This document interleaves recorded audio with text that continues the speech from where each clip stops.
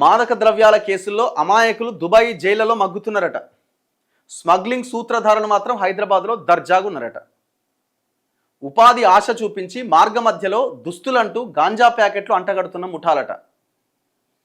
అలా 7 కిలోల గాంజాతో పట్టుబడ్డ ఒక అమ్మాయికి యావజ్జీవ శిక్ష పడ్డదట. ఎంత ఘోరం, అసలు ఎంత అన్యాయం. ఆ తర్వాత ఎట్టకేలకు ఆ దుబాయ్ రాజు క్షమాభిక్ష పెట్టిండట ఆ పాపకి. మరో వ్యక్తి మాత్రం ఇంకా దుబాయ్ జైల్లోనే ఉండట. ఖతార్ జైల్లో కూడా కొందరు హైదరాబాదీలు ఉన్నారట. దొంగలు ఈ నుంచి పంపిస్తున్నారు పాప అమాయకులని.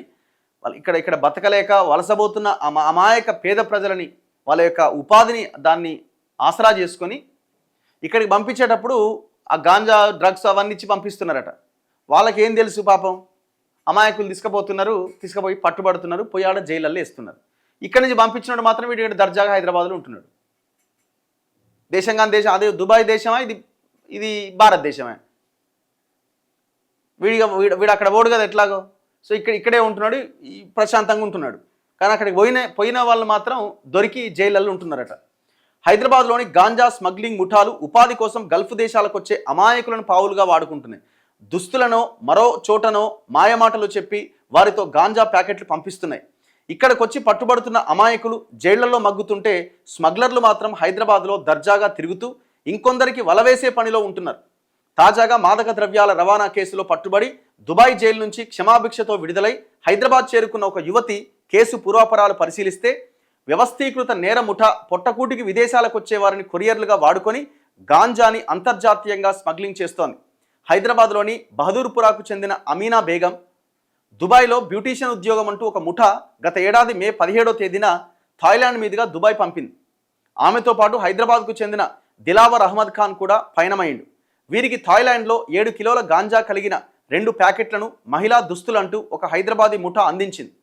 మరుసటి రోజు దుబాయ్ విమానాశ్రయంలో పట్టుబడ్డ వీరిద్దరికీ ఆ తర్వాత దుబాయ్ న్యాయస్థానం యావజ్జీవ శిక్ష విధించింది.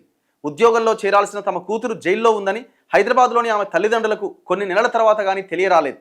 వారు న్యాయ సహాయం కోసం ప్రయత్నిస్తుండగానే కోర్టు తీర్పొచ్చింది. వారు ఎట్టకేలకు హైదరాబాద్ పాతబస్తీకి చెందిన ఎంబీటీ నాయకుడు అంజదుల్లా ద్వారా దుబాయ్ భారతీయ కాన్సులేట్లో న్యాయ సలహాదారుడిగా ఉన్న మహబూబ్ నగర్కు చెందిన మొహమ్మద్ ఇఫ్తేఖార్ను సంప్రదించారు. ఆయన సహాయంతో అప్పీల్ దాఖలు చేయగా అప్పీల్ కోర్టు తోసిపుచ్చింది. ఆ తర్వాత ఉన్నత న్యాయస్థానంలో అప్పీల్ చేశారు. బ్యాగేజీ తన పేరున చెక్ కాలేదని, పైగా దానిపైన తన వేలిముద్రలు కూడా లేవని అమీనా బేగం న్యాయస్థానం దృష్టికి తెచ్చింది. ఈ అప్పీల్తో పాటు తాను అమాయకురాలనని, తనకు క్షమాభిక్ష పెట్టాలని దుబాయ్ రాజదర్బార్లో దుబాయ్ రాజును అభ్యర్థించింది. తనకు 4 ఏళ్ల కొడుకున్నాడని రోధించింది. 10 నెలలుగా జైల్లో ఉన్న అమీనా ప్రవర్తన, కేసు పూర్వాపరాలు పరిశీలించిన దుబాయ్ రాజు షేక్ మహమ్మద్ రంజాన్ మాసం సందర్భంగా ఆమెకు క్షమాభిక్ష ప్రసాదించారు. దాంతో ఆమె విడుదల సాధ్యమైంది. అయితే ఇరాన్ యుద్ధ పరిస్థితులతో విమాన రాకపోకల్లో అంతరాయంతో ఆమె హైదరాబాద్కు వెళ్లడంలో కొంత జాప్యం జరిగింది. ఎట్టకేలకు ఆమె బుధవారం రాత్రి హైదరాబాద్ చేరుకుంది. ఈ కేసులోని సహనిందితుడు దిలావర్ ఖాన్ మాత్రం జైల్లో యావజ్జీవ శిక్ష అనుభవిస్తున్నాడు.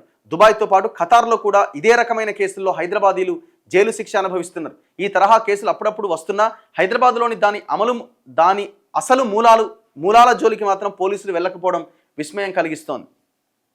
ఎంత ఘోరం అసలు. వానికి ఎవరైతే పంపించిండో మరి వాడు ఎక్కడ ఉన్నాడు? వాడు దర్జాగా ఇక్కడే ఉన్నాడు, ఇంకెంతో మందిని అట్లా బలి చేస్తున్నాడు.